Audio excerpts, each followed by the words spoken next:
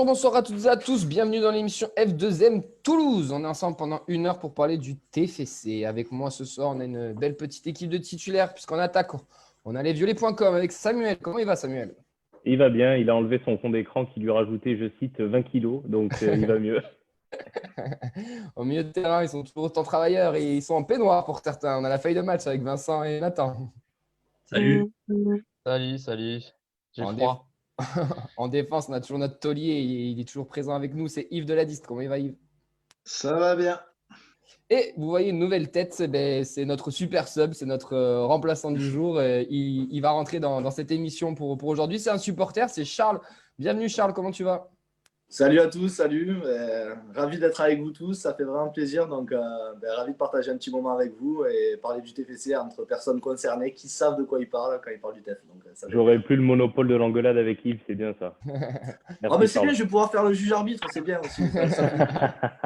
T'en sais rien, si Paul est d'accord avec moi, c'est toi qui vas prendre cher. Hein.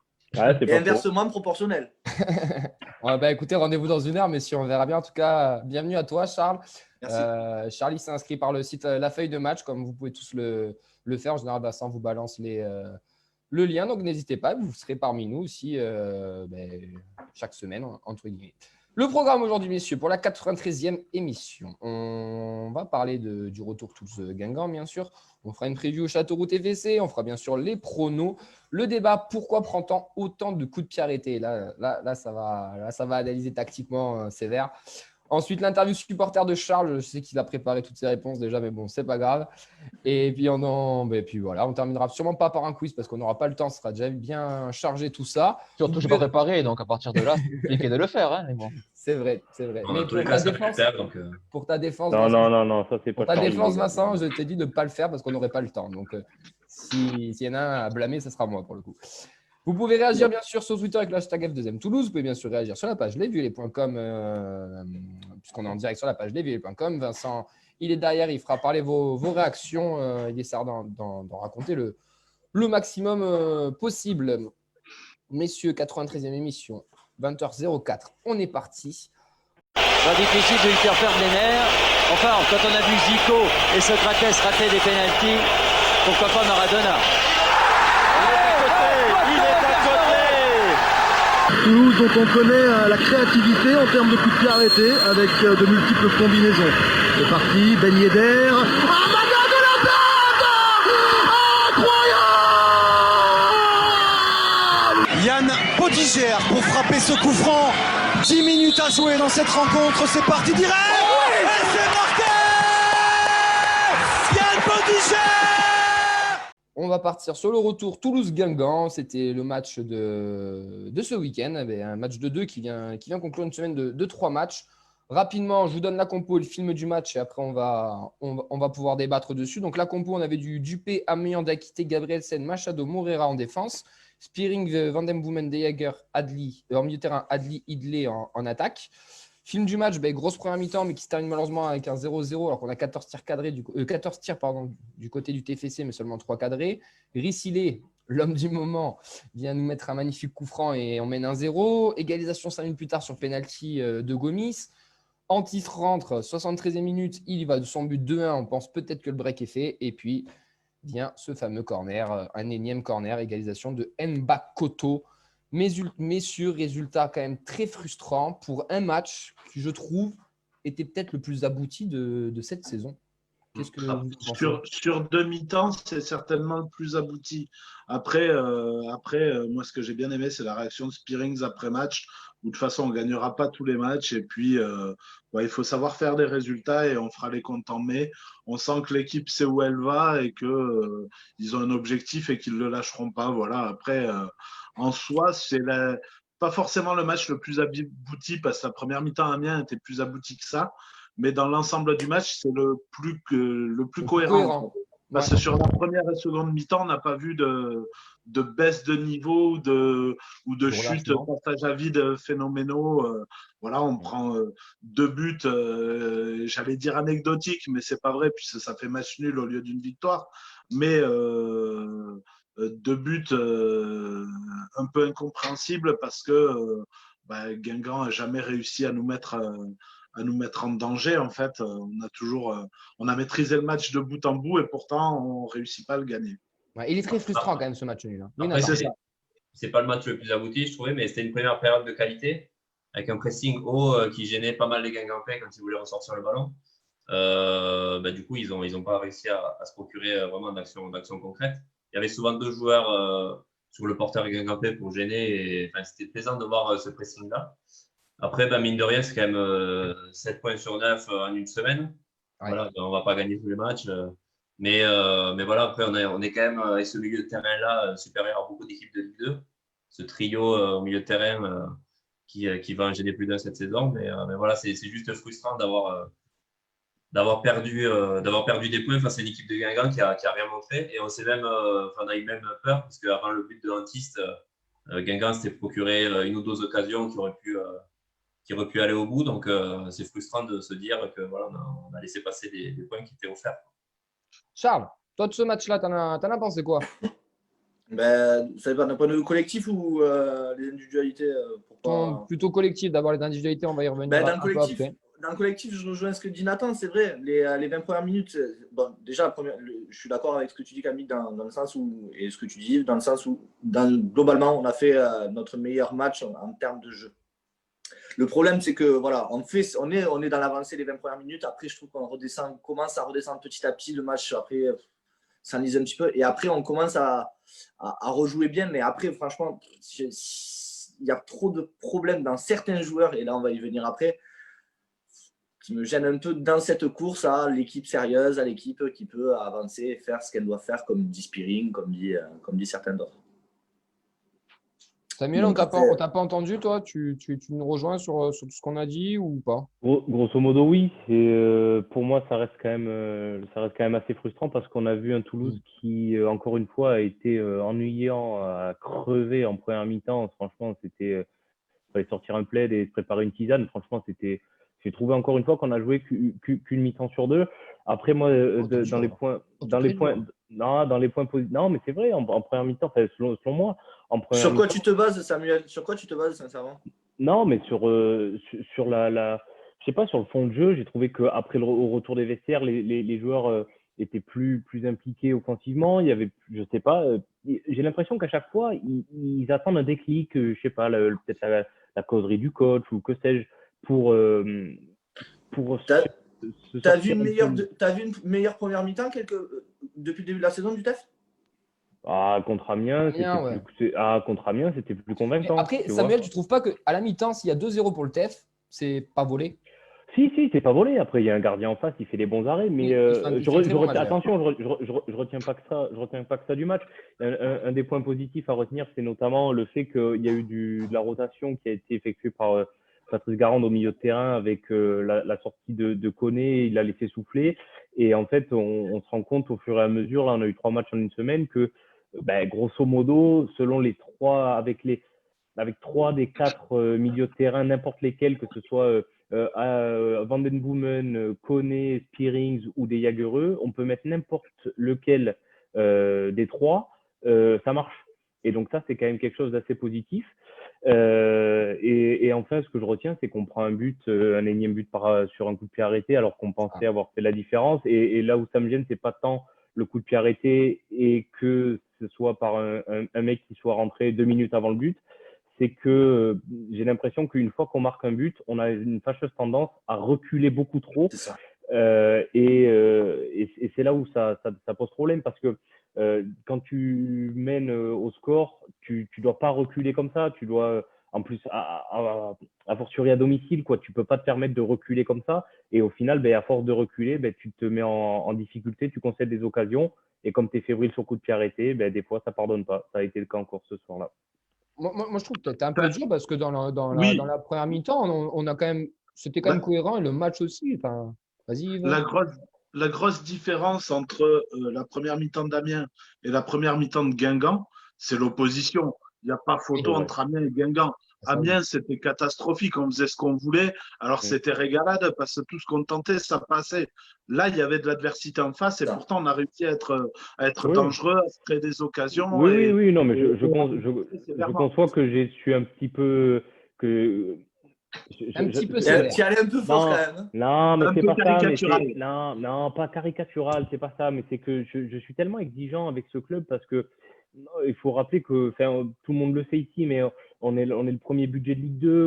On nous répète à tire-larigot que, allez, il faut être, qu'on va remonter, que Bassin, que Couffin, mais il faut, selon moi, arriver, et Garande le sait très bien, hein, il faut arriver à être performant ou alors à hausser le curseur sur les 2 mi-temps. C'est pas possible de jouer qu'une mi-temps. On ne montera pas en Ligue 1 en ne jouant qu'une mi-temps sur 2. Ça, je suis d'accord, mais sur ce match-là, Samuel, moi, je trouve quand même qu'on n'a pas eu de trou d'air comme on peut avoir habituellement. Dans l'ensemble du match, C'est ça. il est cohérent. Et d'ailleurs, tu regardes le nombre de kilomètres parcourus des deux équipes, ils sont à plus de 100 kilomètres les deux. Enfin, Marseille, en Ligue des Champions la semaine dernière, fait autant de kilomètres. On parle d'un match de Ligue des Champions. Moi, je trouve que c'était un match avec quand même pas mal d'intensité pour un match de D2. Il y avait de l'envie. Et Oui. en face, comme l'a dit Yves, il y avait aussi une opposition. Et en première mi-temps, tu vois, déjà, je pense que notre faute, c'est de repartir à 0-0 en première mi-temps. Déjà, Voilà. on aurait dû au moins marquer Ouais. au moins un but, quoi. Tu peux pas tirer 25 fois au but, encadrer 7 et repartir avec que 2 buts. C'est pas C'est possible. ça. On est La d'accord. première mi-temps, On est les d'accord. 14 tirs de première mi-temps, tu dois au moins en avoir un. 3 cadrés, hein, seulement Parce 3 que cadrés. ouais, c'est Voilà. ça. C'est ça, on a eu beaucoup de mal là-dessus. Et c'est peut-être là où on a eu le plus de déchets par rapport à d'autres matchs, en fait. Ouais, c'est vrai. Vincent, il a C'est des assez premières réactions. Quelques réactions en ligne par rapport à ce match-là. Pareil, de manière générale. On a Mathieu qui est philosophe, qui dit qu'il préfère mal jouer et gagner que bien jouer et ne pas gagner. On a Bernard qui trouve que c'est un bon match, mais il faut gagner ces matchs en demi-tour de la partie, que la défense est trop facile à déstabiliser. Christophe qui a bien aimé la ligne offensive, que c'est un peu nouveau. Et de petites dédicaces, on a Guillaume qui fait un bisou de Hailey pour Samuel. Et on a Fredo qui dit que la dernière fois qu'il a vu une bonne première mi-temps du TFC, c'était en 2007 face à Liverpool avec Erinta Ilunga. Ah, mais moi, je renvoie un bisou à Fredo parce que je suis d'accord avec lui. Mais on va y venir sur Hailey. Mais d'abord, Si vous avez vu que celle de Liverpool comme bonne mi-temps depuis 2007, ça veut dire que vous avez loupé beaucoup de matchs. Quand même. Parce que entre 2007 et 2015, il y a quand même eu du très bon. c'est vrai, Messieurs, moi, j'aimerais qu'on s'attarde sur nos pistons. Parce que nos pistons, moi, je les trouve qu'offensivement, ils apportent et c'est leur rôle. Hein. Mais défensivement, c'est quand même un peu notre faiblesse sur les côtés, là, nos Machado Moreira. Vous en pensez quoi, ça? C'est ce qu'on dit depuis le début de la saison. C'est ce qu'on dit depuis pas un l'époque peu Casanova flagrant, où ce il match-là, a, là, on sait ce qu'on dit depuis l'époque Casanova où il y avait Serge Aurier d'un côté et Franck Tabanou de l'autre. C'est que Franck Tabanou et Serge Aurier, ça attaquait bien, mais défensivement, voilà. Non, mais attendez, Charles. alors là, juste une question, parce que ça me fait parler sur les petits papiers que j'ai commencé à faire. Franchement, juste une question. À un moment donné, Moreira. Ok, Moreira, tout ce qu'il est, humainement, ça a l'air d'être un beau mec pour le groupe, pour l'équipe, ça a l'air bien, tu le vois dans toutes les vidéos, ça a l'air bien. Moreira, il capitalise sur quoi, ce mec? Sincèrement, en termes de jeu. Il a capitalisé sur le but qu'il a mis à Auxerre, et après, il a fait 3 matchs moyens. Et on se permet à un moment donné de se saquer un Sana, parce que le Sana, quand même, il était milieu, on le met sur un côté, il fait le travail en termes de milieu, il fait la transition, il assure bien sa transition. Défensivement, il ne me fait pas autant peur que Moreira. T'es fou, il est catastrophique défensivement, Samsana. Ouais. Regarde son match à Grenoble. Ouais, mais Grenoble, c'est un marasme. C'est un marasme, Grenoble. Non, mais les deux, de toute façon, Sana et Moreira défensivement. Chaque fois il a été piston, défensivement, tu joues avec un mec en moins, en fait. Il faut que ton arrière central qui joue côté droit couvre complètement parce qu'il n'y est jamais. Moreira est quand même beaucoup plus présent défensivement, même si c'est pas la sécurité sociale, hein, mais ça on le savait, est plus présent défensivement que Samsana et stabilise un peu plus l'équipe. Après, je suis dur avec Moreira parce que bon voilà, je dis capitalise sur quoi? Parce que franchement, c'est une question de hiérarchie. C'est un joueur qui est descendu en Ligue 2. C'est une question de hiérarchie. Moreira dans la hiérarchie, il part premier et Sana second, entre guillemets. Et je pense que c'est une question de hiérarchie. Mais est-ce que justement, là c'est déjà une première piste, une question que j'ai à poser. Est-ce que justement pour vous, Moreira, ce piston-là, c'est bon pour vous pour toute la saison? Pour la Ligue 2, ça suffira, oui. Mais c'est une hiérarchie qui a changé. En début de saison, c'était Samsana qui partait devant. Sauf qui était blessé, Moreira aussi. Ouais, mais Sana est parti devant. parce qu'il a été blessé dans la préparation.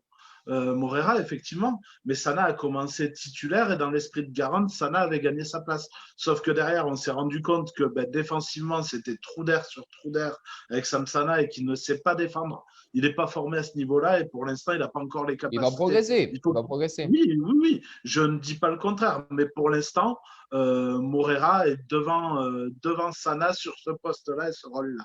Allez, on enchaîne un petit peu. On enchaîne un petit peu parce qu'on a encore plein de choses à parler. Désolé, Charles. Le penalty de Moreira, faute ou pas faute? Sévère. Alors, j'aimerais savoir ce qui est sifflé. Si c'est comme le dit Garand, le fait qu'il retient le joueur, on peut revenir à l'époque Mario Yepes et avoir 14 penalties par match. Parce que des contacts comme ça, il y en a tout le match. Et moi, l'impression que j'ai sur le moment, c'est que l'arbitre siffle la main en pensant que c'est vu comment le Guingampé la réclame, que c'est Moreira qui l'a touché de la main, alors qu'on s'aperçoit que c'est l'attaquant Guingampé qui la touche de la main. Donc, il faudrait avoir l'explication de l'arbitre pour savoir ce qu'il a sifflé. Mais en tout cas, c'est ultra sévère, voire complètement inexistant. Oui, moi je suis d'accord avec toi. Pour une fois, là, c'est complètement abusé ce penalty. C'est un des mystères. Je ne sais pas comment on explique dans les instances que la VAR n'existe pas en Ligue 2, alors que je ne sais pas. Le Stadium l'an dernier était équipé de la VAR. Je ne crois pas que c'eût été compliqué de laisser les caméras en place. Et je ne vois pas ce que ça leur coûte de les laisser. Même en Pro D2, en rugby, l'arbitrage vidéo depuis cette année est en place. Voilà. Après, je sais pas si tu es vraiment trop VAR ou pas, mais sincèrement, il y a quelques faits de jeu, si on est vraiment honnête, dans le début de saison et tout, où on pourrait prendre des pénaltys où il y a 0-0, ou heureusement qu'il n'y a pas la VAR. Oui, mais après, on a tendance à dire cette phrase bateau qui m'insupporte, ça s'équilibre. Mais au final, quand on regarde ça s'équilibre pas pour tout le monde. Mais si tu veux, la VAR, là, elle corrige certaines choses. Alors, moi, le problème, il viendrait pas en tant que tel, ça vient pas de la VAR, de sa présence ou non. Ça en vient toujours la même personne, c'est la personne qui utilise la VAR. C'est-à-dire que si tu mets des incompétents ou des aveugles du cirque Grus, là, avec un bonnet, avec un nez rouge, pour aller décrypter ce qui se passe, et qui se font des idées d'actions qui se déroulent à une vitesse normale sur des ralentis qui sont 2-3 fois ralentis, par rapport à la vraie vitesse du jeu, tu peux pas, tu as une perception troublée, on te remonte la même image en boucle. C'est-à-dire que la VAR, elle peut être utile, mais il faut savoir toujours garder une part d'appréciation, et ça dépend de l'arbitre. Pour moi, c'est l'arbitre qui n'est pas au niveau. S'il n'y a pas un assistant qui vient lui dire écoute, mon gars, là, je pense que tu t'es planté, faut regarder, même à l'époque où on avait 5 arbitres dans la surface, 5 arbitres en tout, dont un dans la surface de chaque côté, qui a le souvenir qu'un arbitre de surface ait pris une décision alors qu'il est à 2 mètres?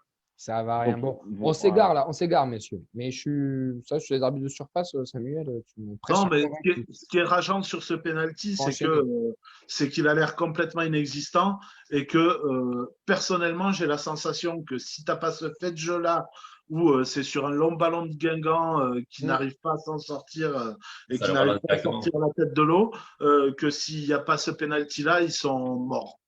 Vincent. Ils sont morts. Oui, c'est assez unanime. Il y a beaucoup de personnes qui réagissent sur le penalty qui est inexistant pour eux, même si certains disent qu'il ne faut pas se cacher derrière ce fait de jeu. J'ai une connaissance qui est arbitre et qui dit pour lui que c'était la jeunesse de l'arbitre qui s'est un petit peu fait bouger à l'ancienne, que si c'est un plus aguerri, il ne sifflait pas forcément ce penalty-là. Bon, ben ça a le mérite d'être On ne saura jamais ça. entendu. Oui, voilà. Messieurs,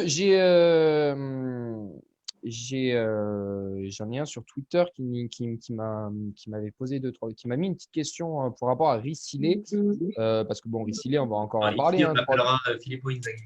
3 buts en 3 titularisations, dont ce petit coup franc. Donc bon, du coup, ça fait plaisir. J'ai perdu une minute. Ah oui, voilà. Il a mis en tweet. Il est pour vous, c'est de la chance, une hyper motivation due à la confiance du moment ou simplement du talent. Et je le cite, du coup, c'est Henri-Étienne Balsa sur Twitter. Alors, option 2 pour moi. Hyper motivation due à la confiance du moment. Ouais. Samuel, Pour moi, il y a du mais talent. je suis très content. Et sans déconner, s'il peut me faire mentir toute la saison. S'il peut me faire mentir toute la saison et qu'on marque toute la saison, mais alors mon Dieu, je serais le premier à être heureux. Là, je m'en fous en soi. Les performances de Rissilé, j'en ai rien à cogner. Tant qu'à le club gagne et qu'on remonte, il peut mettre 30 buts ou les mettre tout à côté. Honnêtement, s'il permet d'être décisif et de en soi, tant mieux, il m'aura fait taire, c'est très bien. Mais dans le fond du jeu, tu ne pourras pas me faire admettre qu'avec ce qu'on a vu là, ce gars, il n'est pas limité techniquement et il ne lui manque pas un truc. Tu vois, pour moi, c'est exactement ce que disait le Tweetos.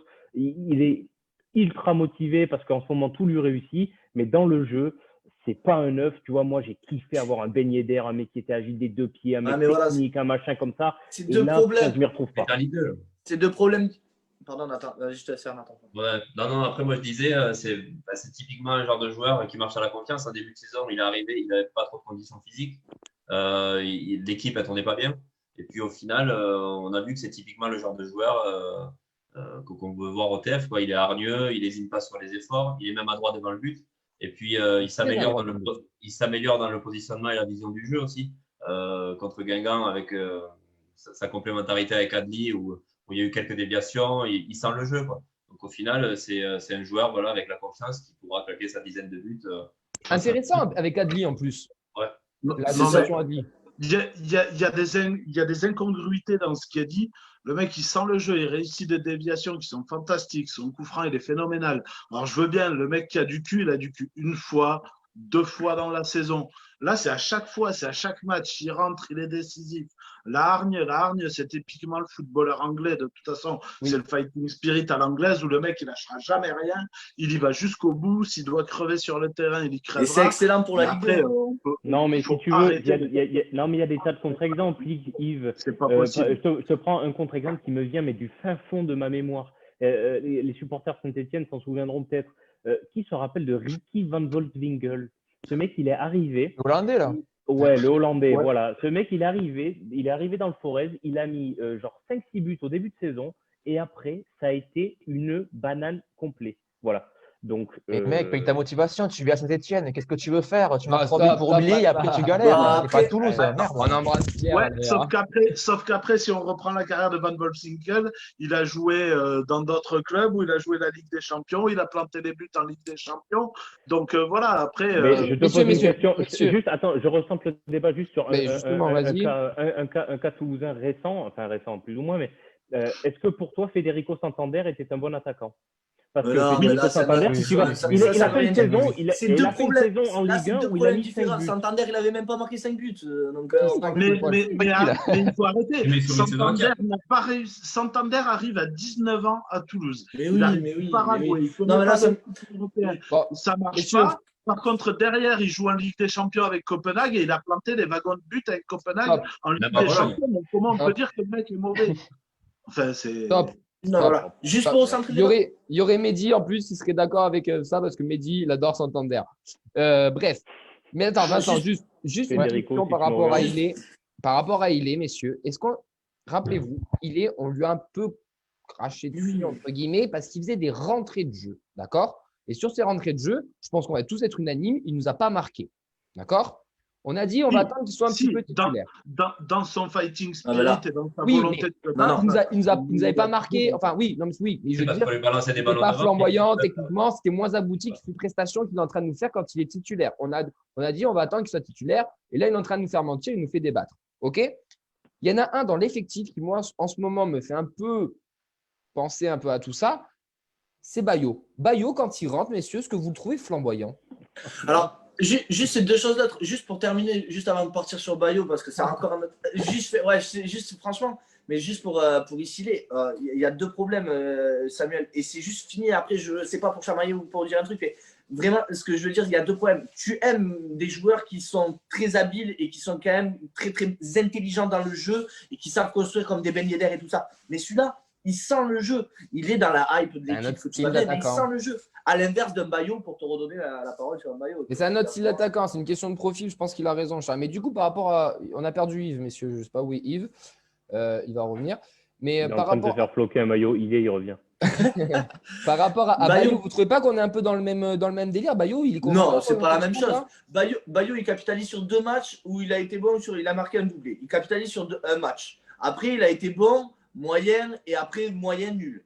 Et par exemple, Priscilly, lui, il est dans une montée. Donc, c'est pas du tout la même chose. Bayo, il capitalise, là. C'est pas pareil. Il est sur le terrain. Pourquoi? Parce que tu as un Antiste qui est un peu jeune et tu as un Koulouris où il y a encore un autre débat. Mais pour l'instant, pour ma part, non. Franchement, Bayo c'est pas la même chose. C'est pas la même chose. Bayo, il capitalise sur rien du tout. Bayo, il rentre. Sur ses 2 buts, quoi. Sur ses 2 buts, il a marqué son doublé. Mais Bayo, il rentre parce qu'il y a un moment où il faut rentrer du 109 et qu'il n'y a que lui sur le banc, puisqu'on a bien compris que le problème Koulouris, c'était un problème d'implication dans le club et de travail à l'entraînement, puisque ça a été dit par Patrice Garande. Ouais, mais attends, attends, je te coupe juste une seconde et promis, après je te laisse la parole. Est-ce que tu as lu les propos de Patrice Garande sur Rissilé à l'entraînement? Il dit si on voit uniquement ce garçon à l'entraînement, franchement, on ne le prendrait pas. On ne le prendrait même pas. Alors, où est-ce qu'est la logique là? Où est la logique quand Garande il dit que Koulouris, il n'est pas impliqué à l'entraînement, il n'a pas le niveau à l'international ou je sais pas quoi, il est écarté. Et quand dans la même semaine, il dit que Rissilé à l'entraînement, il ne vaut pas un copec, il est titulaire. Il y a un problème. Moi, je pense pas que le problème des Koulouris et Garande, il est au-delà de l'entraînement. Non, c'est 2 choses absolument différentes.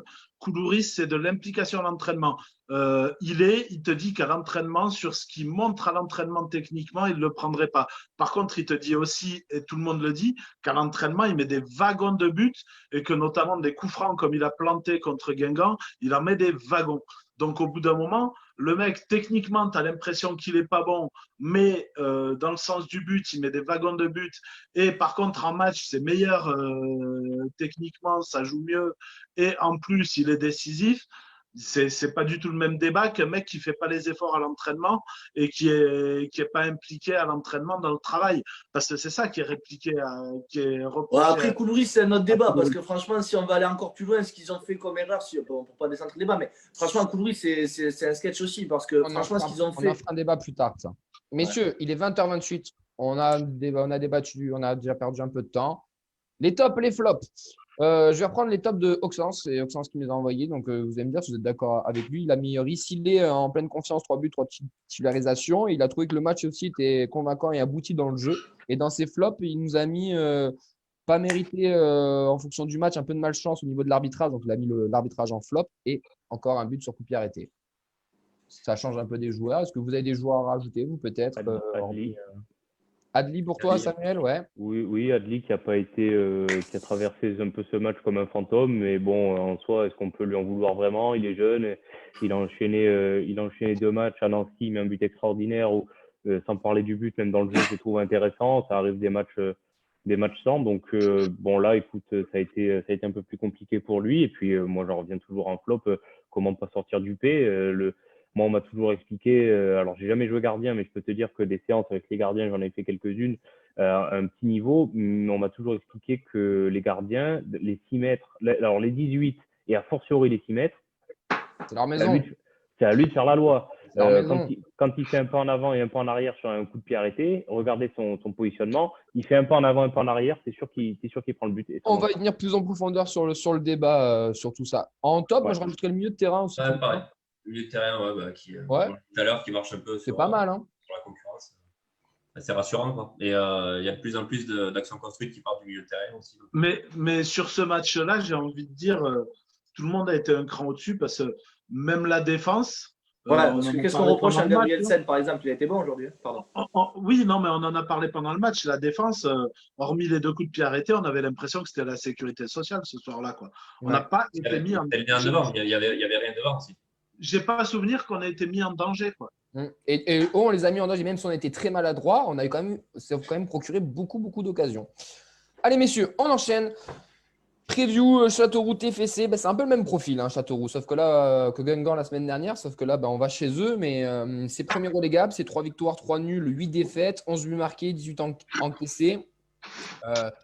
On va pas se mentir, messieurs, c'est des matchs qu'on doit se rendre facile. Ça, on n'a pas pu le gagner face à Guingamp. Et d'ailleurs, j'ai oublié de préciser pour terminer sur Guingamp, mais qu'on termine quand même sur une note positive.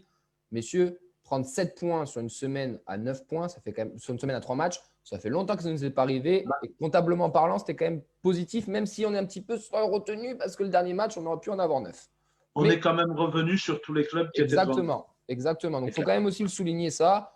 C'est quand même. Les clubs ont calé devant, donc ça fait qu'on n'est pas. Il y a une semaine, on vous dit, on prend 7 points. Je pense que la plupart d'entre nous, on aurait signé. Le problème, c'est que nul contre Chambly qui est relégable, nul contre Guingamp qui va pas bien. Châteauroux, du coup. Il va falloir faire quelque chose à Châteauroux parce que si on ne capitalise pas avec un résultat positif à Châteauroux, par contre, là, tu risques de reculer et de te retrouver à nouveau dans le ventre mou et en difficulté par rapport à tes objectifs. Exactement. Pour gagner des matchs, faut être solide. On va peut-être pas mettre la barre trop. Qui sache mieux défendre, qui ait envie donc de défendre, qui aime défendre. Pour moi, le meilleur, enfin à tous les niveaux, au niveau titre, au niveau façon de jouer. D'aller mettre des tampons. Sébastien Chaval, oui, premier tampon. Vous êtes costaud dans les duels si vous êtes capable d'aller de l'avant. C'est bon, c'est 3 étoiles, c'est un énorme restaurant. Et après on va, à Rennes, je crois. Qu'est-ce que vous faites là-bas? Les meilleures attaques, c'est parce que donc elles ont les meilleures défenses. Quel pied! Ah, quel pied! Oh putain! Messieurs, pour ce déplacement, quel 11 derrière? Est-ce qu'on change quelque chose? On garde la même défense? Retour de Roux, il est encore suspendu, donc on garde la même chose derrière? Ça va rester pareil. C'est le problème reste au milieu de terrain. Et le milieu de terrain, ouais, du coup, ouais. Koné reprend sa place ou pas? Oui, moi, je ferais rentrer Koné. Moi, j'ai bien aimé tu vois, par exemple. Guingamp. Donc, je laisserai l'équipe qui a débuté comme Guingamp au milieu. Par exemple, Samuel, moi, je ne suis pas trop d'accord avec toi. Tu vois, par exemple, un Koné, quand je vois le 3 et tout, alors peut-être avec les formes, tu réfléchis à ça, mais quand je vois les 3 et la complémentarité qu'ils ont, et que je pense à un Manu Koné qu'on trouve tous fascinant, comment il a la facilité à passer les lignes, tu sais, à couper les lignes et à passer. Mais je trouve qu'il serait peut-être plus intéressant dans un rôle à la 60e, quand tu as un qui est fatigué, pour justement passer ces fameuses lignes et pouvoir faire justement des profondeurs avec des joueurs qui auraient fait rentrer facilement. Pour moi, Manu Koné, ça fait partie. Des fois, quand je m'énerve devant ma télé en disant putain, c'est quoi encore? Voilà, il m'énerve. Oui. Il m'énerve. Quand je regarde le test, des fois, je dis putain, on a encore. Je dis pur, on est encore faible ou il y a des trucs où. Et bien, généralement, quand je dis ça, le seul qui sort du lot et le seul qui me fait dire on a quand même un ou deux footballeurs dans cette équipe, c'est quand je vois Koné jouer. Mais le problème de Koné, c'est que oui, il joue, oui, techniquement, c'est bon, mais une fois il a éliminé, il fait rarement les bons choix. Voilà, le problème, je suis d'accord avec toi. On a des améliorations là-dedans. D'où ma réflexion de dire à la 60e minute, il peut être plus intéressant pour pouvoir provoquer et faire ce genre de choses. Je suis assez d'accord avec toi là-dessus. Moi, je te reprends Yves, une fois sur une émission de début de saison, tu nous avais parlé de peut-être qu'on voulait peut-être avoir plus la balle, mettre plus un Van Den Boomen, quand on veut mettre un peu plus de percussion, parce que dans ce que tu dis, Samuel, et je te rejoins, c'est que Koné est très bon techniquement et qui casse beaucoup de lignes, même si dans le dernier geste, c'est un peu moyen. Mais tu vois, sur les matchs extérieurs, peut-être un peu plus un Koné qui va peut-être plus casser des lignes et que De Jager et Spearing auront peut-être ce dernier geste ou même Adli. Et sur des matchs où on va avoir peut-être plus la possession, et là, je te cite Yves, peut-être un Van Den Boomen. T'empêches, c'est des problèmes un peu de riches là qu'on a. C'est des problèmes de riches, sauf que là, tu vas à Châteauroux qui est relégable et c'est toi qui vas être censé faire le jeu. Ouais, mais ils vont être compacts, donc il va falloir des mecs aussi qui cassent des lignes, tu vois. À l'extérieur, généralement, on s'en sort mieux. Ouais, sauf que, est-ce qu'on s'en sortira mieux en cassant les lignes balle au pied avec souvent des mauvais choix derrière, ou en cassant les lignes par la passe comme sont capables de le faire De Jager et Van Den Boomen en cherchant la profondeur? Après, dans tous les cas, De Jager ne sortira pas du groupe. Non, mais c'est lui le patron. C'est lui le patron, on ne va pas se mentir. Sur cette saison, il n'a pas le brassard, mais le capitaine de terrain, c'est lui. Clairement. Oui. Devant. Mais après, justement, ça, tu retiendras ça, capitaine de terrain, et on reviendra après sur les coups de pied arrêtés, et on va revenir après sur ce que tu viens de dire, c'est hyper intéressant, parce que j'ai une petite théorie sur ça, sur le côté. C'est la théorie du complot pour lui, apparemment. Devant, Rissilé, Adli. Il était obligé de le mettre. Bayo, Antis. Antis, il faut qu'il arrête de marquer d'ailleurs. La petite stat, dès qu'il marque, on fait match. Oh putain, le commentateur, quand il a dit ça, je savais qu'on allait perdre. Quand il a dit ça, le commentateur, j'étais dégoûté. À chaque fois qu'il marque, on perd. À mon avis, ça va rester Ile Adli parce que c'est la paire qui a l'air la plus complémentaire et qu'Antiste est celui qui apporte le plus en super sub. Bayo, j'ai même pas envie de parler parce que Bayo, il rentre pas dans le débat à part pour une place sur le banc pour moi. Et tu vois, regarde, moi, dans ma théorie, de ce que je veux dire, c'est que, voilà, aujourd'hui, regarde, tu as des attaquants qui marquent, enfin, tu as 2 attaquants qui marquent, Antiste et Ilé. Aujourd'hui, tu dois mettre Ilé, titulaire, et justement, toujours dans ma théorie de percuter sur cette fin de match, là, tu mets pas Adli, mais tu mets justement Antiste, ceux qui marquent, les 2 qui marquent, justement, et à ce moment-là, tu mets un Adli avec un Manu Koné, et là, ça commence à devenir intéressant sur cette fin de match.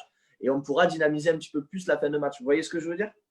Parce qu'il peut tenir 90 minutes, il est pour le moment, je ne sais pas. Non, mais bon, après, regarde, ça dépend du scénario du match aussi, attention. Hein, parce qu'à l'extérieur, tu peux vite te retrouver mené.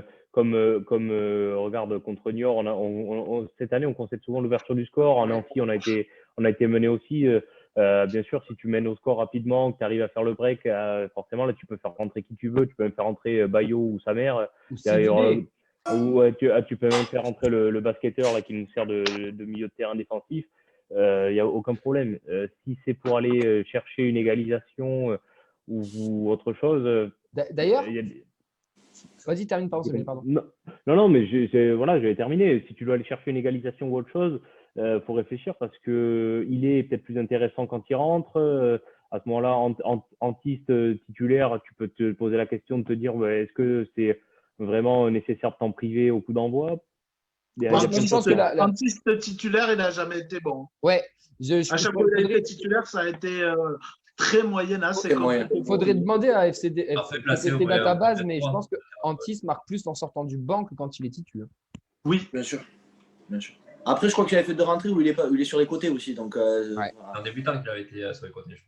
Allez, messieurs, les pronos. Vos pronos, on va commencer par Nathan. Allez, on va dire une petite victoire à l'arraché 1-0. Je sais pas, but de Machado. Allez. Oh. Extérieur de surface à Lucarne. Samuel. 2-0 pour nous avec un but d'Adli et un but de la mégastar Pipo Inzaghi. Ça y est, je l'ai dit. De toute façon, s'il ne capitalise pas maintenant. Vincent. 0-1, but de Spearing. Charles. La familiale, quoi. Ça, c'est la familiale, ça. Charles. J'avais oublié ce brave. 3-1. Il est Antiste. Alors, Yves. Le problème pour moi, c'est que sur un match comme ça, soit ça va être une victoire facile et large parce qu'on aura réussi à ouvrir le score, soit on va galérer. Ça va être un vote du cœur, mais 2-0 avec De Jagereux parce qu'il n'a pas marqué depuis un moment et puisque il marque à chaque fois. Donc, c'est pas mal. Et ça sent le traquenard quand même. Moi, je pense qu'on gagne 3-1. Comme à Nancy, je ne sais pas qui c'est qui a dit 3-1, mais moi je pense que 3-1. On va se faire ouvrir le score parce que ça aussi, il faudrait qu'on se renseigne, il faudrait qu'on regarde. Mais le TEF, je pense qu'ils ont plus rapporté de points après avoir encaissé le premier but plutôt que quand ils ont marqué le premier but. C'est vérifié, on a ouvert le score. On a dû ouvrir le score 3 fois là, c'est ça? Ouais, voilà. 3-1 du coup, écoute, moi Bayo, j'aime bien les mecs mauvais, donc Bayo, et Machado. Machado, il va passer au bout d'un moment.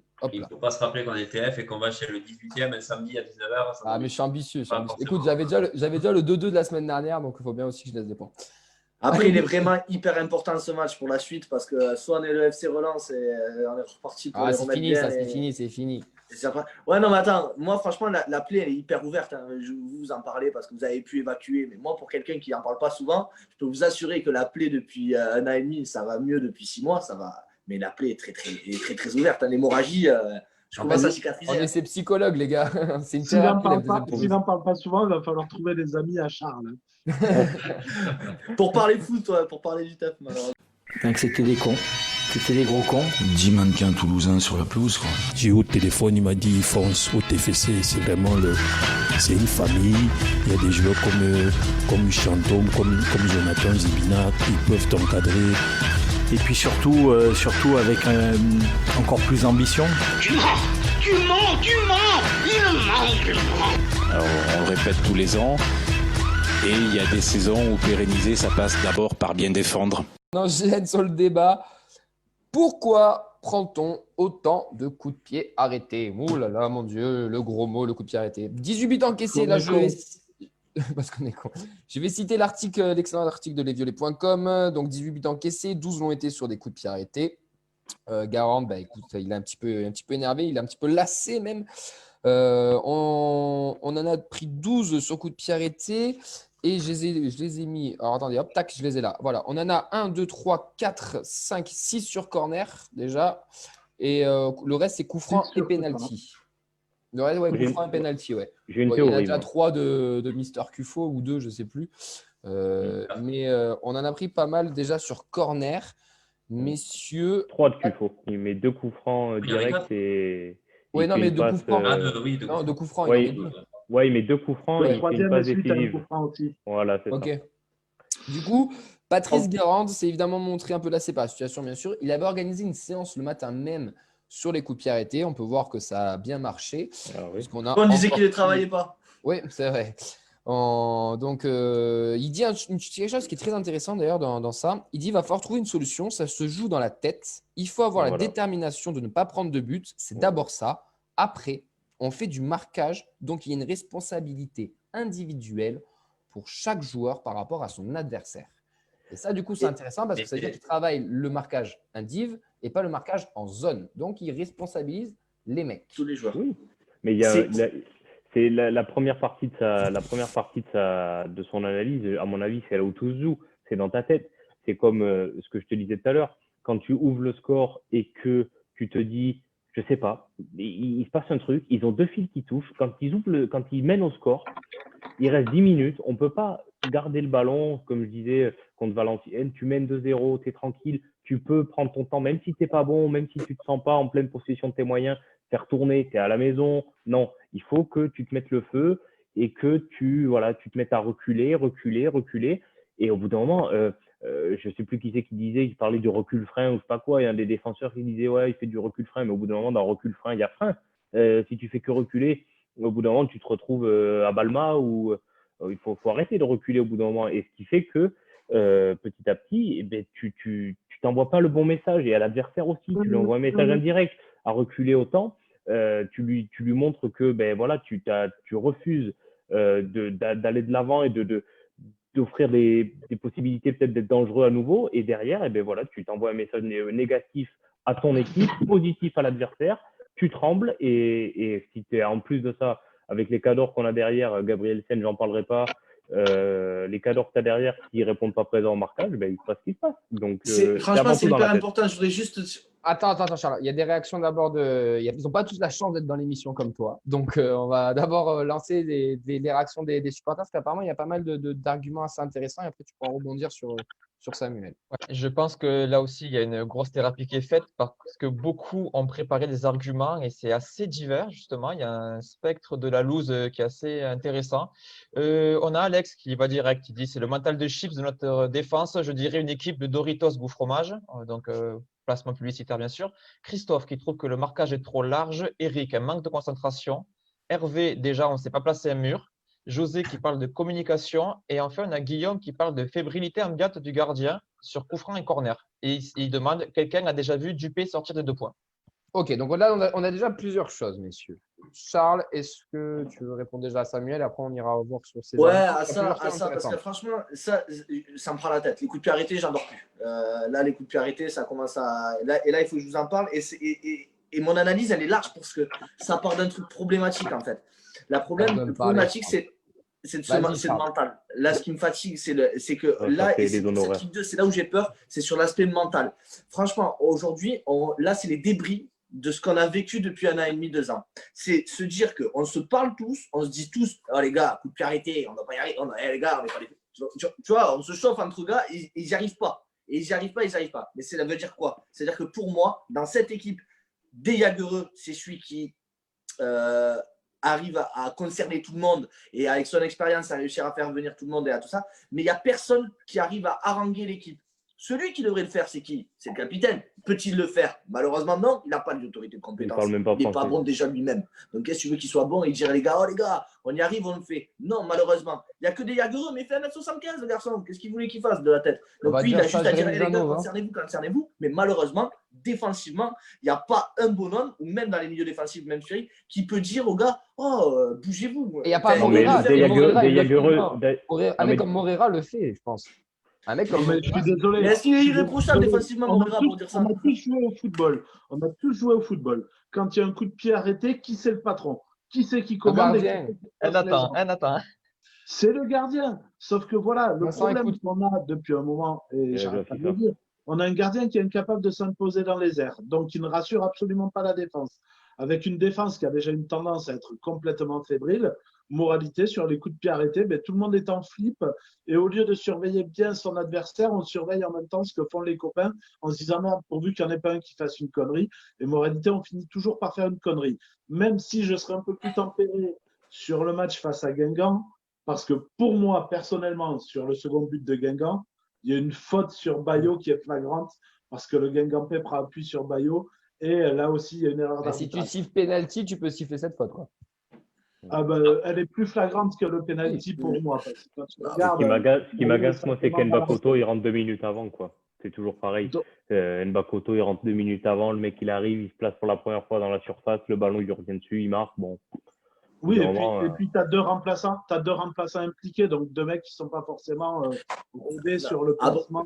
Après, là, c'est Guingamp dont on parle, les gars, mais franchement, dans l'équipe, c'est quand même gravissime qu'il n'y ait pas un bonhomme autour de cette. Enfin, et ça me rappelle vraiment le problème de l'année dernière où tout le monde était ensemble. Ouais, on va quand même avoir cet électrochoc et ça ne fait jamais. Et là, ça me fait peur. Ça me fait vraiment peur. Après, le problème, c'est vraiment du mental lié à la concentration parce que sur les 12 buts, on en prend 8 sur 3 matchs, quoi. En fait, quand on en prend un, on en prend 6. Voilà. C'est ça. Donc, il y a un problème peut-être mental. Donc, Grenoble, on en prend 3. C'est vraiment.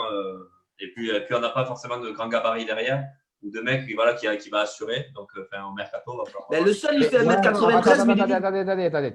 Après, le grand gabarit, c'est une fausse excuse parce qu'on l'a vu contre Niort où les centraux étaient des grands gabarits et sur les longs ballons, c'est Ilé qui les a presque tous pris. Messieurs, c'est pas 2 mètres. Hein. Juste ce que vous dites, c'est intéressant parce que Auxence m'a envoyé un petit truc sur le débat et il me met dedans et je pense que ça rejoint un peu ce que vous êtes en train de dire. Pour lui, l'arrivée d'un patron en défense durant le mercato hivernal semble indispensable pour équilibrer l'équipe actuelle et pour lancer une nouvelle dynamique. Est-ce que du coup, vous êtes d'accord avec ça ou vous le trouvez lui aussi un petit peu trop sévère ou alors il va falloir faire avec les mecs qu'on a et peut-être leur secouer le cocotier à certains? Non, mais si tu as un mec qui arrive, oui, ça peut amener du mieux. Mais dans la mesure où, sur les coups de pied arrêtés, j'y reviens, hein, c'est le gardien qui doit être rassurant, c'est lui qui doit impliquer les mecs et c'est lui qui doit être capable quand même de temps en temps de s'imposer pour que sa défense sache qu'il y a un mec qui est capable de faire le job. Sauf que il a plus été ultra inquiétant, souvenons-nous du match de Niort, sur les ballons aériens, plutôt que rassurant, quoi. Et du coup, comment tu peux demander à un gardien de te rassurer alors que ces sorties aériennes, c'est un peu son point faible? Enfin, tu vois le paradoxe ou pas? Tu as raison, le gardien a un rôle. Mais...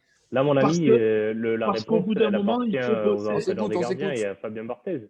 Parce qu'au bout d'un moment, il faut bosser à mort et que si ce n'est pas ton point fort, si justement c'est ton point faible, tu dois être capable de placer tes mecs et d'impliquer tes mecs et de leur rappeler toujours attention, soyez attentifs, machin. Sauf que tu ne le vois pas vraiment le faire en fait parce qu'il est fébrile.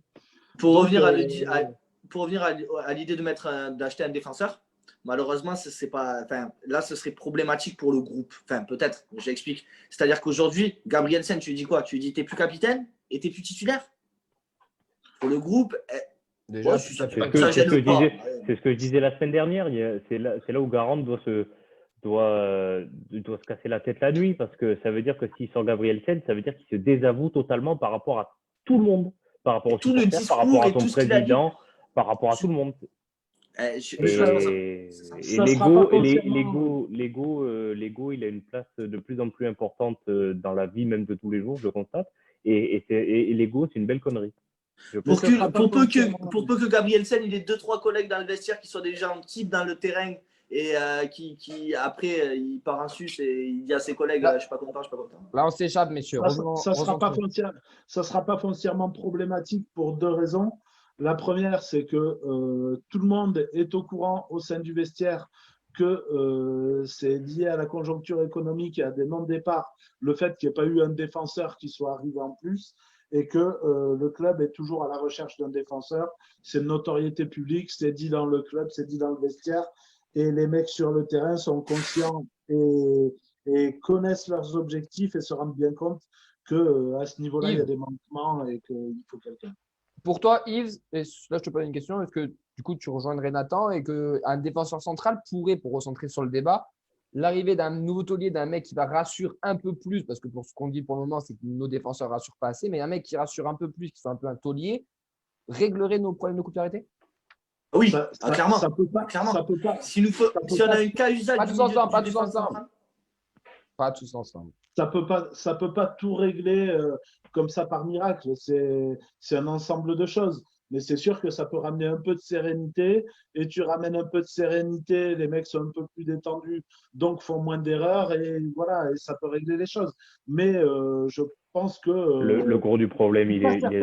Je suis pas certain que ce soit vraiment défensif. Le problème de fébrilité sur les coups de pied arrêtés. Non, le gros problème, c'est le gardien qui a un problème là-dessus et qui transmet sa fébrilité aux défenseurs. C'est pas pour rien qu'on dit que le gardien, quand il fait une sortie aérienne réussie, il rassure sa défense. Oui. À quel moment vous avez vu Maxime Dupé rassurer sa défense cette année sur les sorties aériennes? C'est ce que je dis. Moi, je le trouve super que marrant. C'est un paradoxe. Il y en a un qui a tout fait tomber là. On a dit Maxime Dupé, il n'est pas rassurant, il a dit Victor, hop, putain, dégage. C'est ça. Tu vois bien? Il n'est pas appliqué, mais il est appliqué, mais pas rassurant. C'est ça qui est étonnant chez ce mec. C'est qu'il est appliqué parce que tu sens qu'il est déjà plus appliqué que René, mais réellement, malheureusement, il n'est pas rassurant. C'est triste, quoi. La bac. Ouais. Un sandwich friand sur une aire d'autoroute était plus rassurant que Baptiste René. Ça, c'est gratuit, les gars, stop. On l'embrasse, Tu dis la bac, mais oui, il est rassurant comme la bac, c'est-à-dire que quand il est là, tu as une partie de la population qui se dit c'est cool. On est borderline. partout qui flippe. C'est ça qui est bien dans cette émission. Juste pour finir sur René. C'est ça qui est bien, Cam. Non, mais juste pour faire gaffe quand même. Juste pour finir sur René, moi j'ai toujours soutenu que René, quand il était à Dijon, on pouvait en faire le meilleur gardien grâce à YouTube. Au TEF, on peut en faire le meilleur gardien sur YouTube aussi. En attendant, à Nîmes, il a encore la plus mauvaise défense. Cause effet, je sais pas. Bref, c'est pas le sujet. On arrête. On va pas parler sur le sujet. Les coups de pied arrêtés, messieurs. Est-ce que vous pensez qu'on a fait le tour? On a évoqué le gardien, du coup, qui pourrait être une problématique. Peut-être la défense, les défenseurs. Et moi, j'aimerais qu'on insiste sur les 3 dernières minutes avant qu'on passe à l'interview de supporter de Charles. Cette fameuse responsabilité individuelle. Est-ce que les mecs aussi se remettent un petit peu en question? Bien sûr, il faut qu'ils le fassent. Moi, je pense que foncièrement, quand tu t'appelles Diakité, quand tu t'appelles Amiens, quand tu t'appelles Kelvin Amiens, avec tout parce que on fait un flanc sur Gabrielsen. Excusez-moi, mais Kelvin Amiens au marquage sur les coups de pied arrêtés, c'est pas non plus Yves dit la sécurité sociale, moi je te dis c'est pas la Matmut le mec, hein. Donc il faut faire gaffe un peu à pas toujours taper sur les mêmes. Je pense que le problème il est d'ordre collectif. Je pense qu'un pilier, une recrue pour un peu changer, renouveler un peu cet effectif, apporter du renouveau, un mec qui a un peu d'expérience, un peu de taille surtout.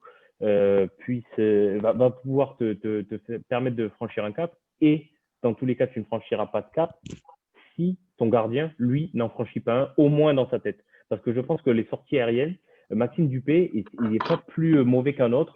Il faut arrêter de nous sortir des excuses, c'est un gardien de taille moyenne ou quoi. Fabien Barthez, Fabien Barthez, Jérémy Janot, Anthony Lopez. Il y a des tas d'exemples de gardiens qui ne sont pas à 1m95 qui sont très bons dans les sorties aériennes.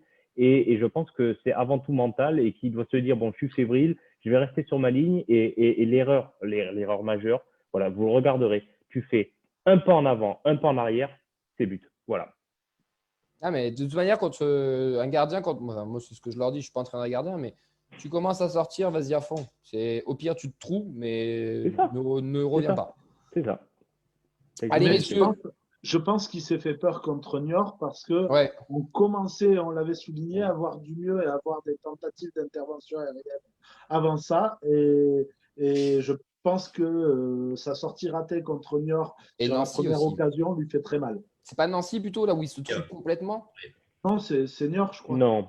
À Nancy, c'est pas du tout ça. C'est Rouault qui regarde le défenseur. Il passe au travers aussi. Et l'attaquant. Et première action, là, son premier coup franc, là, premier. Ah oui, ça aussi. 5 minutes, ça aussi. complètement au travers.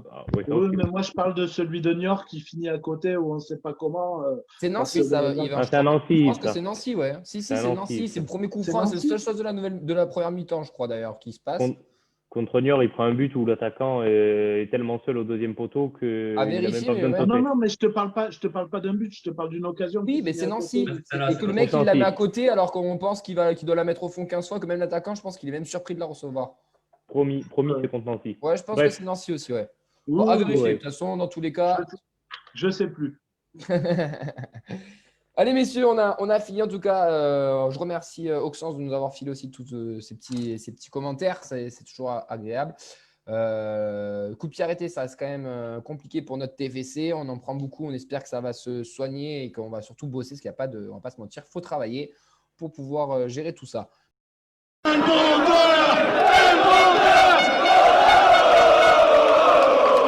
Elmander dans la surface, 2-0, le doublé du Suédois.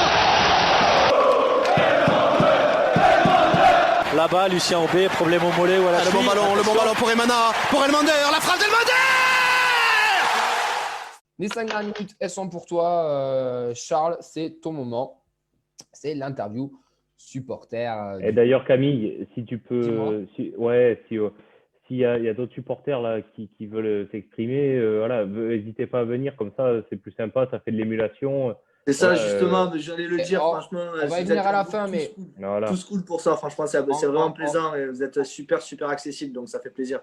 On va y revenir à la fin, mais bien sûr, Samuel, tu as raison, mais je pense que Vincent, de toute façon, il le met plusieurs fois en général sur les commentaires. N'hésitez pas à vous inscrire, on reçoit les mails, on répond en général assez rapidement. Et si on ne répond pas rapidement, on répond quand même. Quel âge t'as, Charles? 28 bientôt, dans 3 jours. Ah oui. Depuis combien de temps tu supportes le TEF? Mon plus vieux souvenir du TEF, c'est un Toulouse-Auxerre 98 avec… De quoi? Depuis combien de temps tu le supportes? Pas depuis ton… depuis le premier, je croyais. Depuis combien de temps tu es supporter du TFC? Depuis 98. 97. Quand on a gagné la Coupe du Monde, c'est pas mal comme référence. C'est pas mal. C'est ça, depuis… je suis né en 92. Comment tu es devenu supporter du TEF? Dis-nous tout. Ben, c'est ça. Un soir d'un Toulouse-Auxerre 0-0 avec la pointe d'Auxerre, il y avait Stéphane Guivarch. Quel attaquant. Et là, il y avait des débats aussi sur Guivarch à l'époque. C'était pas Rissilé. C'était une autre époque, mais je me souviens encore sauter partout. Et les places, c'était une place truc pour les femmes et c'était ma maman qui m'avait amené. Donc, c'était ton premier match au stadium face à Auxerre. Ton meilleur souvenir et pourquoi? Le coup franc de Rissilé compte pas. Mon plus beau souvenir, c'est quand même d'avoir vu le 3-1 d'Elmander à Bordeaux, contre Bordeaux, et on est le 3e du championnat, avec Liverpool derrière, où j'ai vu cette frappe partir de Voronin. On sait tout ça. Tu as vu Bergogneau en slip? De toute façon, là c'était le plus beau jour de ma vie. Et du coup, toute transition faite, ton pire souvenir? Et mais c'est pas Bergogneau en slip. C'était Bergogneau en slip. J'ai plusieurs pages. Ouais, on en a pas mal. Et ton pire souvenir et pourquoi? Il faut en choisir qu'un. Allez, 2 au pire, si tu veux, je t'en accorde 2. Non, mais celui qui a raté le plus gros virage de l'histoire du TFC, malheureusement, et il faudra quand même se l'avouer un jour, c'est Toulouse Guingamp.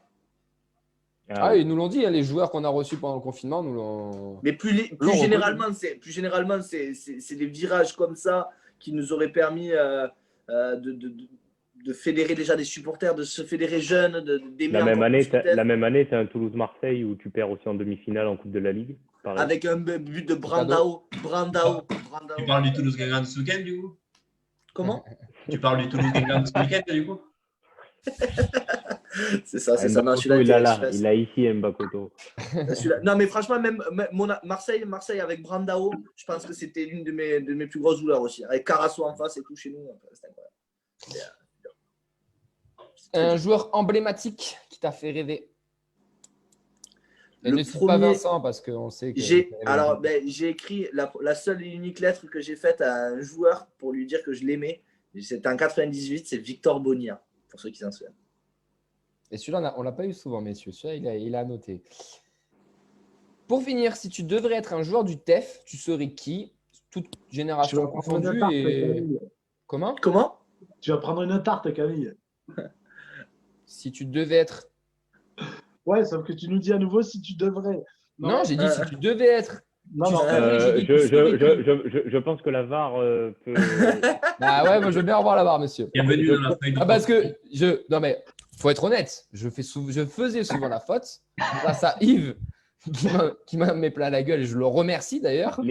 J'essaie de faire des efforts parce que les si n'aiment pas les ré. Les si n'aiment pas les ré. Exactement. Mais il a raison. Je lui ai demandé d'ailleurs de le faire. Là, ils adorent les ré. Pour le coup, si tu devais être un joueur du TFC, tu serais qui? Ouais, je pense que quand même Gignac. Pour les 36 buts qu'il avait mis. Pour la barbe. Pour la barbe de gitan. C'est comme. Bon, Gignac, ok. Écoute, merci Charles. Parfait. Franchement, merci. Je voulais juste finir sur un mot. Allez, franchement, c'était un gros plaisir de discuter avec vous. En espérant franchement discuter après hors live avec vous parce que justement, j'habite à Montpellier et malheureusement, je suis un peu plus isolé que tout le monde pour parler du TEF. Mais c'était vraiment un plaisir et vous êtes des gens super accueillants, super charmants. Et justement, on pourrait discuter de plus longtemps parce que vous avez des vraies idées sur le TEF. Et ça change encore une fois de tous les consultants et tout ça. Et puis Vincent, si tu as d'autres conseils, j'avais une petite idée pour toi pour un prochain quiz tout simple. Je prends. Le nombre de, cite-moi, tous les gardiens qui ont joué au moins une mi-temps avec le TEF en match officiel. Attends, je suis plus au chômage, j'ai plus le temps pour ces conneries. Hein. Avant, ouais, j'ai largement le temps. Gros, t'es fonctionnaire, t'as le temps. Hein. Et me mytho pas. Ça va couper au montage, ça. Hein. À Montpellier, je maintiens quand même qu'Andy Delors aurait pu t'inviter à parler du TEF autour d'un hérisson. Comment, pardon, j'ai pas entendu. Andy Delors aurait pu t'inviter à parler du TEF autour d'un hérisson à Montpellier. Ah, ça c'est clair, surtout qu'il a un kebab, on a le même kebab préféré. Donc, Bon, en tout cas, merci Charles. Et si vous voulez être avec nous, parmi nous, comme Charles, il suffit de vous inscrire sur le lien de la feuille de match. C'est pas une blague, regardez, ça arrive. Il était bien là avec nous. En tout cas, on remercie tout le monde. On remercie les Violets avec Samuel. On remercie la liste avec Yves, la feuille de match avec Nathan et Vincent. On remercie encore une nouvelle fois Charles d'être venu avec nous. Auxence, on embrasse tout le monde aussi qui nous suivent tout simplement, ceux qui ne sont pas là aussi, comme JD, comme Mehdi, comme tout le monde qui participe. Mike, merci. Et merci Manuel, à tous de nous suivre à tous aussi sur les réseaux. On se retrouve bien sûr mardi prochain pour une nouvelle émission. Ce sera la 94e émission. Et on vous souhaite une excellente soirée, une très bonne semaine. Et bonne Ligue des Champions pour les footix qui supportent le PSG. Ou qui suivent le football français, tout simplement, ou qui suivent le football, mon cher Samuel. Allez, ciao tout le monde, à bientôt. Ciao, bonne soirée. Ciao.